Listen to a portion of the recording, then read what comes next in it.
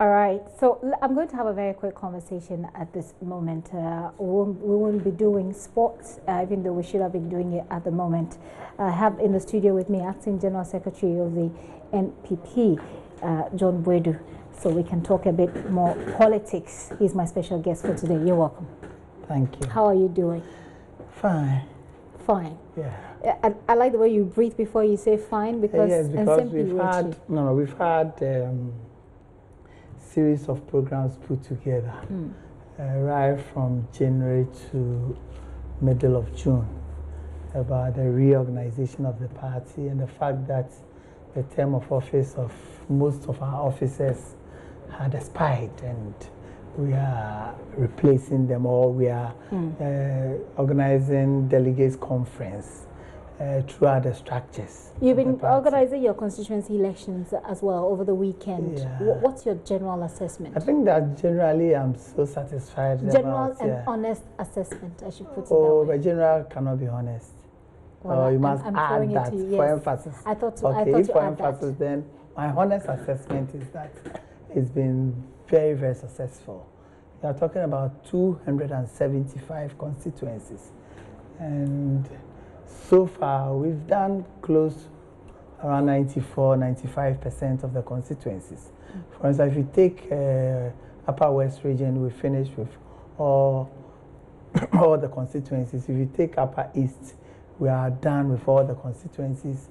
It is only in Zebila that the first vice chairperson's position tie, and with that the constitution is clear. Either the second vice chairperson moved to first vice, so that the next available annual delegates conference we elect someone to fill in that position. Okay. Or if they can immediately organize that, we'll do so. If you take Northern region, so far we have some few backlog. We have Bimbila as a result of the chieftaincy situation. We have Daboya too as a result of the chieftaincy situation. We have Nalerigu. There were difficulties. And I actually have a list here that I'd like you. Let me give you my list. Well, my list is authentic. You are talking about honest assessments. I'll give you what it is really. Very well. Go ahead. There are a few challenges with the album. I just finished. That's why I wasn't early as I was required. I just finished a meeting with them. Trying to understand what the situation with the party executive. Yeah, with the party executive, and even about close to 100+ supporters of the party from Nalerigu. As we speak now, it's because of your program. We're going to have a meeting with Yo-Yo constituency to iron out a few issues. The issues are more of things beyond just the constituency delegates conference. What do you mean when you say what I mean by that is that some of the challenges are matters arising out of 2004 primaries. You understand? Okay. So what are these challenges? I mean, challenges in terms of who becomes the next candidate, who becomes the next executive, and all that. And who becomes the next executive is based on how people vote, isn't it? Or there was some sort of arrangement. It's based on how people vote and how the arrangement is done, such that everybody will be happy. You see, when we talk about elections, it's not always like you go to the polling station and get people elected.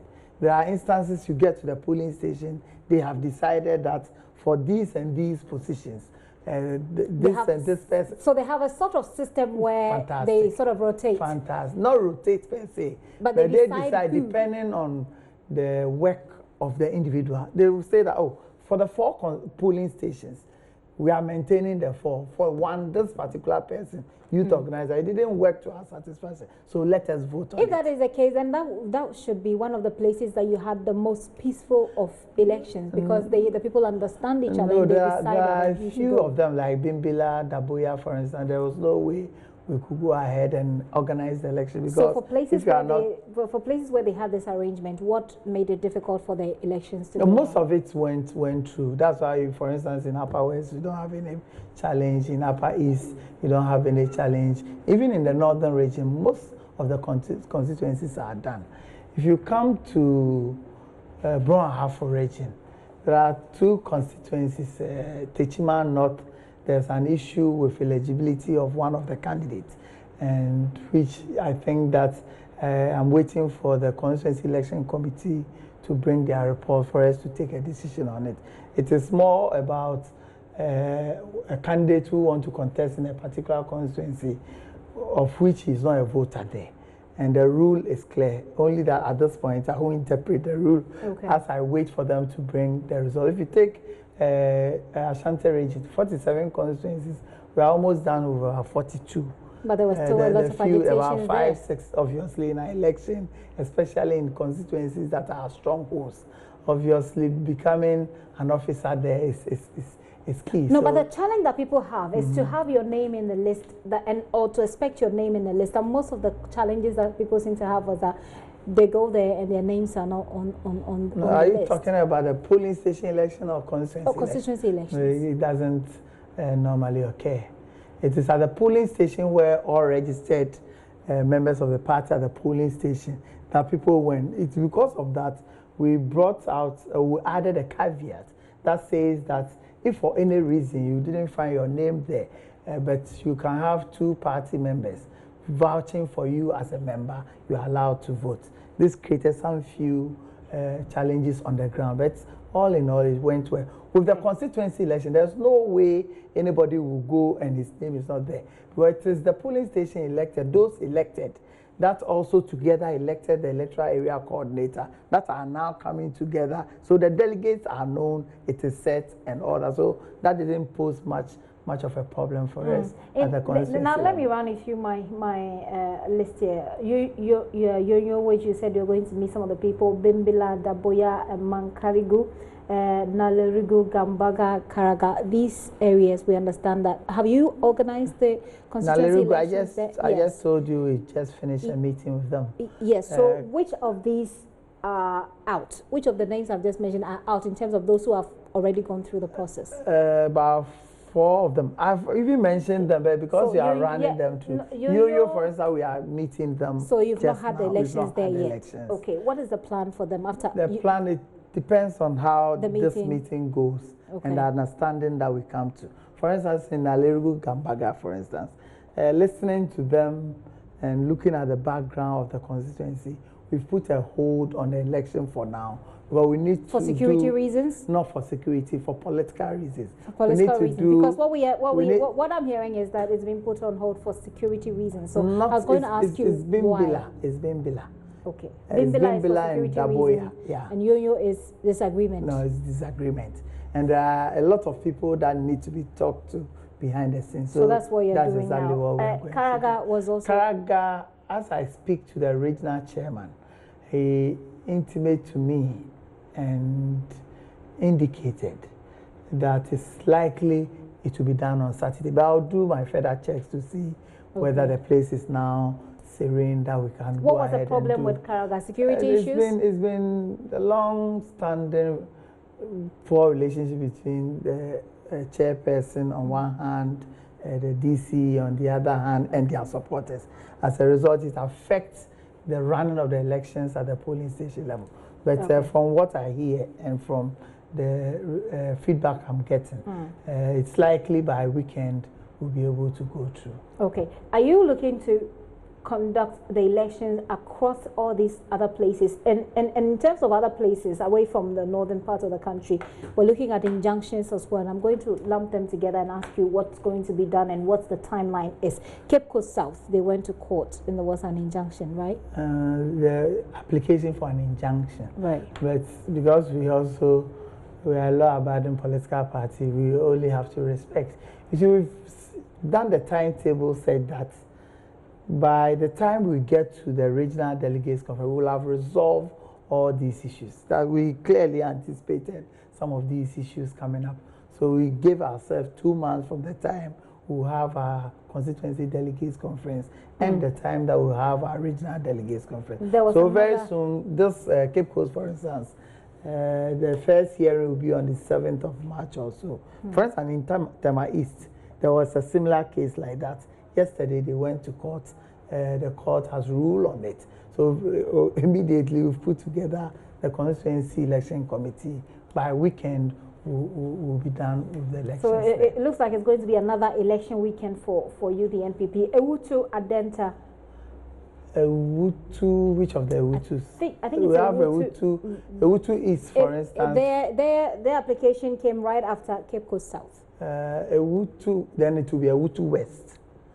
Ewutu East, they had yes yesterday. I think it's Ewutu. They had yes yesterday. They had yes yesterday. Ewutu West. You have to go to court. It's almost similar to that of Cape Coast, where one person who put in application, the committee felt that he's not eligible or something, and he also believed that he's eligible. And so you're looking, what's the timeline within which you're going to resolve all of these problems and people's names getting missing? Some people actually cursed. Why are you so concerned about people who's getting missing? I'm saying that we've this heard that report. Not even missing. They couldn't get their names in the register. Okay. And that was long ago. That's around January. We've passed there.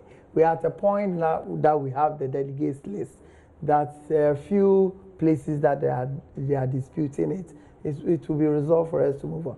So we can look at just about 10, 15 of the constituencies so far left. Okay. And we have up to almost end of April to do the regional delegates conference for the election of the regional officers. So we are well in time, and I'm so happy. I went round a bit in the Volta region, Eastern region, Greater Accra, Central region, and generally you can see clearly the enthusiasm of party people.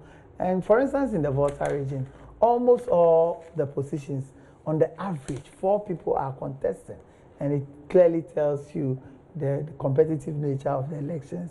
And I also want to use this opportunity to commend the police and Electoral Commission for also being there at the right time and making sure that our elections were very peaceful. But the most credit goes to our party people, because if they had decided not to be peaceful, it would have been very difficult. Speaking of security, I'm going to engage you, since your party is governing the country at the moment. I'm going to engage you about the security situation, but let's finish with your party.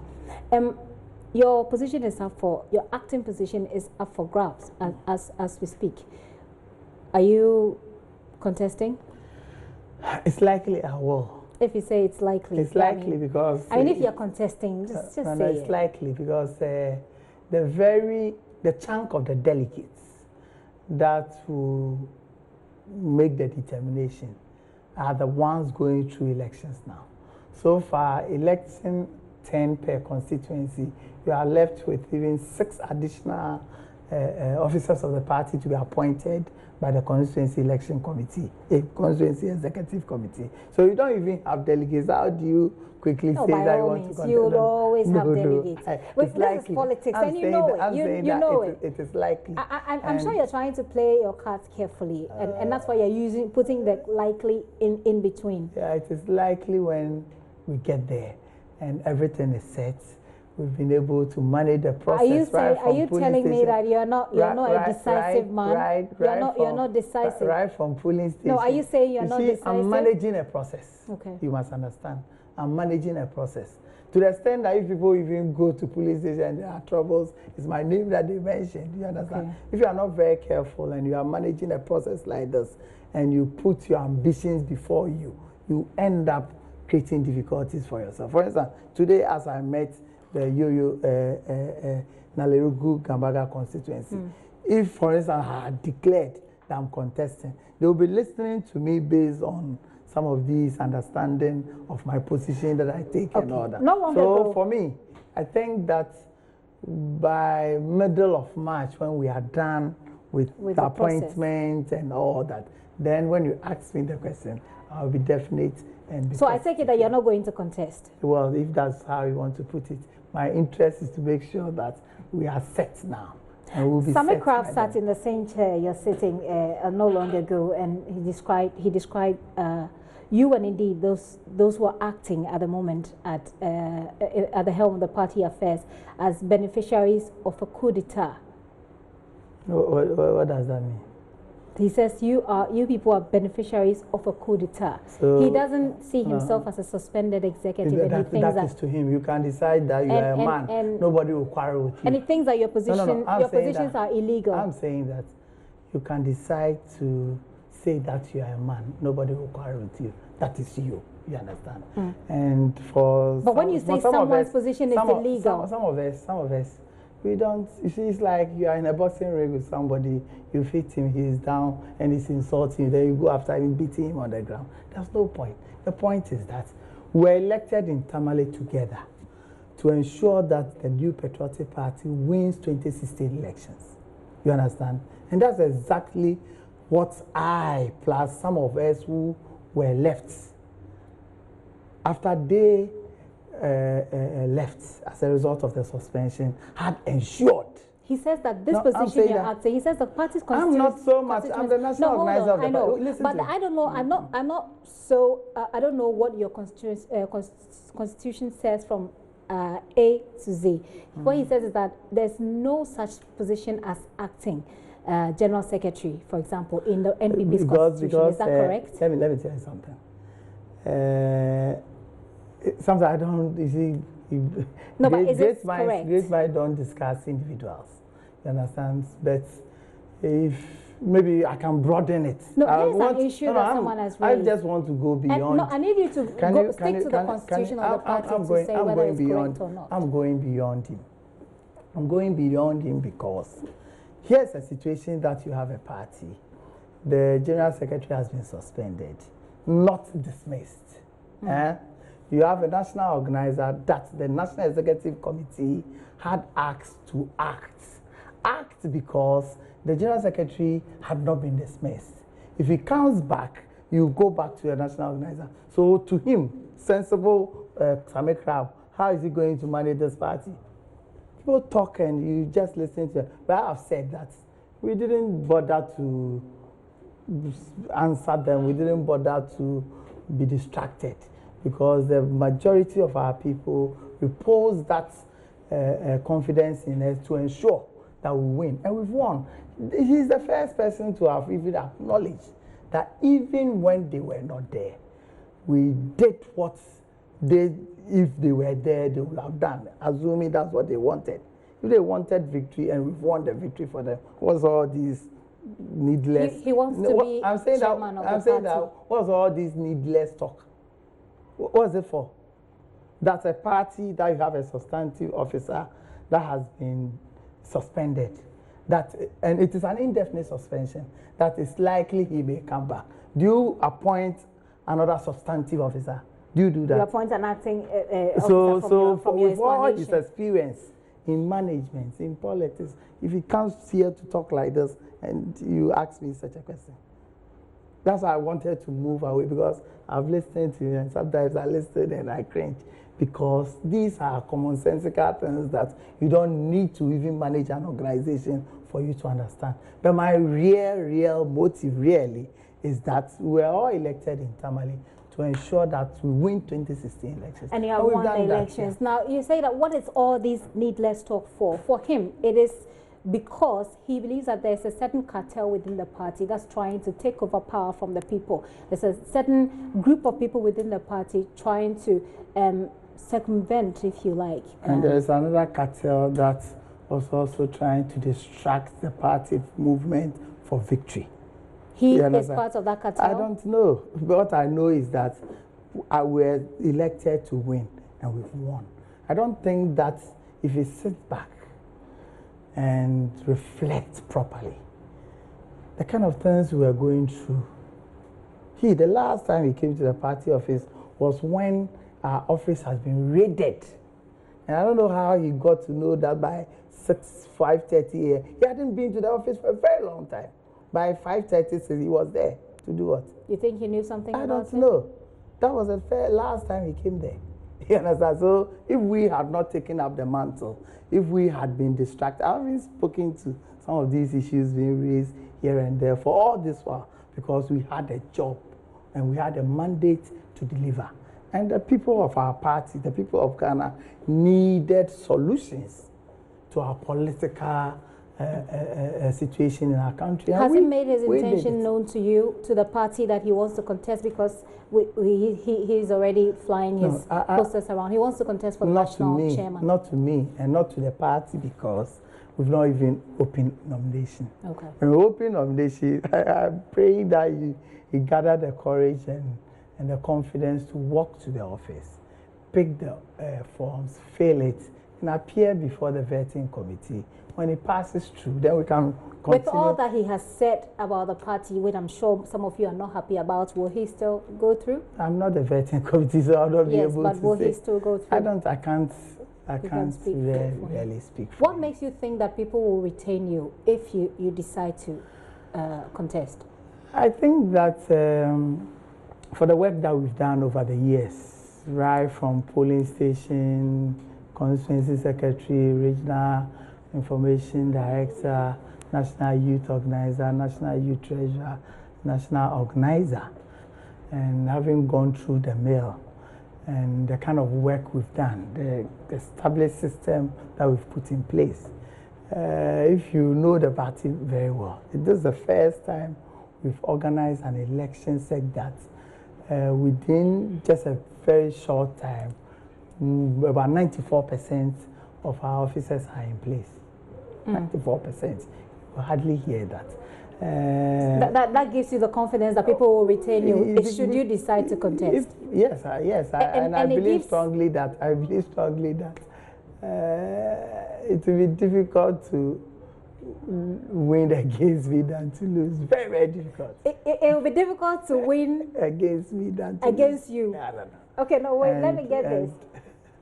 It will be difficult to. It will be difficult to. No, say that again. Say that again. Say that again. I said it will be difficult to win against me than to lose against me. It will be difficult for anybody else to win against you. Yeah, because of the work we've done, because of the social network and the political network. It gives me the confidence that you're going to contest. Yes, so after we are able to set the stage, make sure the constituency elections is done properly. After the regional elections is come of I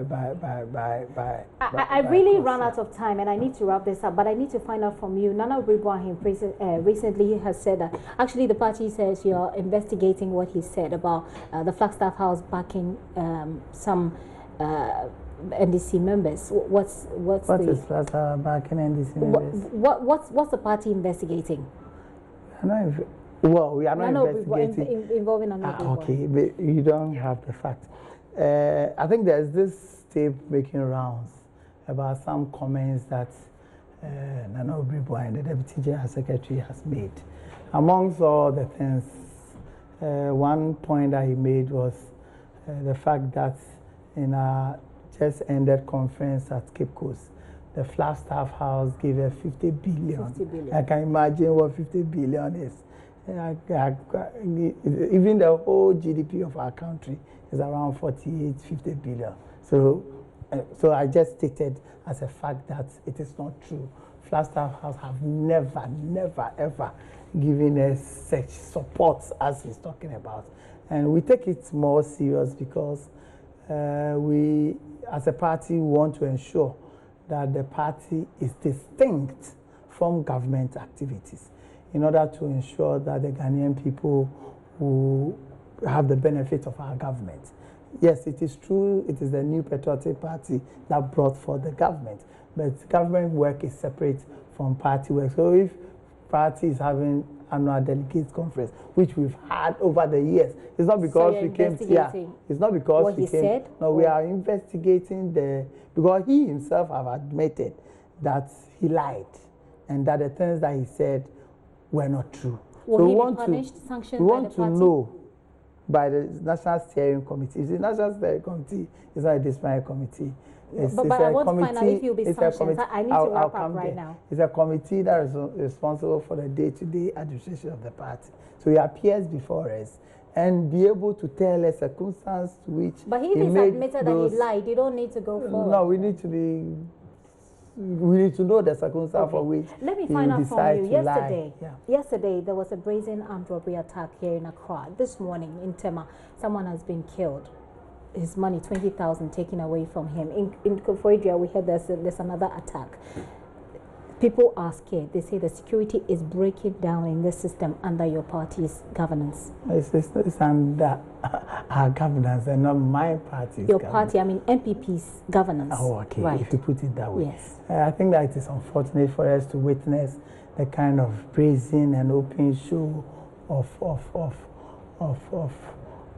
braveness that we saw, the courage to which in broad daylight.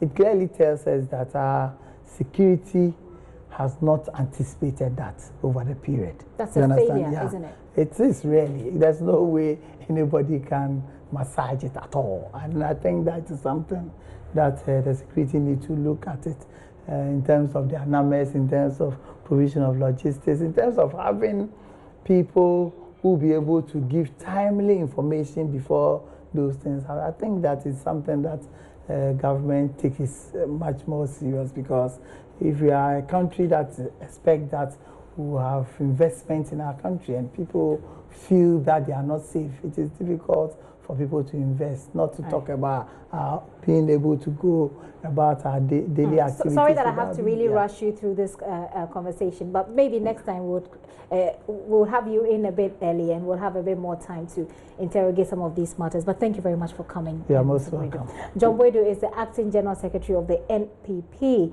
and he's been supervising the constituency elections so far. We've been having this conversation. Unfortunately, we have to rush through it, and I must sincerely apologize. My name is Gifty Andopia. There's more news at myjoyonline.com.